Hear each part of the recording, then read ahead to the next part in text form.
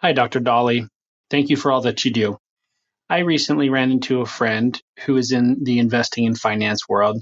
He suggested that when I have enough money as an attending physician to invest a minimum of $100,000 into a separately managed account. I'd never heard of this before, and so I looked it up and I kept speaking with my friend to decide whether this was a right option for me or not. From what I understood, it seems like a smaller type of indexing where there are certain groups of financial individuals who select a type of high performing companies within the different ranges of small, mid, and large cap and value companies. Essentially, what he described as a more efficient way of indexing, where you pay higher fees, but you get much higher returns to make it worth it. Could you define what you think is an SMA and how that might be beneficial to the investing community of high income earners? Thank you for all that you do.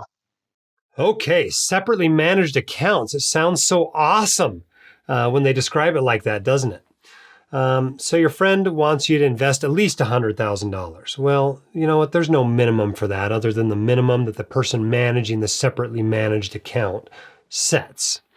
This is simply paying someone else to pick stocks for you. It's a bunch of crap. You're not getting higher returns. You're just paying someone else to run your own personal mutual fund, and it usually works out even worse than hiring a good, actively managed mutual fund manager. So my dad had one of these for years by some yahoo who was picking stocks for him. And, when I found out about it, when I became financially literate, I said, Dad, what are you doing?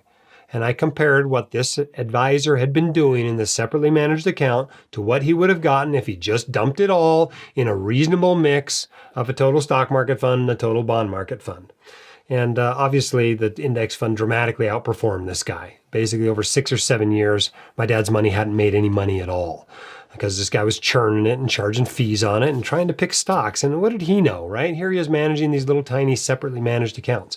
This guy could actually pick stocks. He'd been running a pension fund, or he'd been working for Yale, or he'd have his own mutual fund. This guy can't pick stocks any better than anybody else. And of course, so he wasn't outperforming the market at all. So my advice to you is stay away from these separately managed funds. Don't do it. Just use index funds, right? I have millions of dollars invested in index funds. I don't feel a need to have a separately managed account because I have more than $100,000. Index funds aren't just for these tiny little accounts. Now, is it possible to have more opportunities to tax loss harvest in a taxable account that's filled with individual stocks? Yes, it's entirely possible. You can also fill that account with stocks that don't pay dividends at all. That would make it more tax efficient, absolutely. But I don't think either one of those are worth the downsides of the additional cost and the uncompensated risk of picking your own stocks. I think you're better off just picking index funds for your taxable account.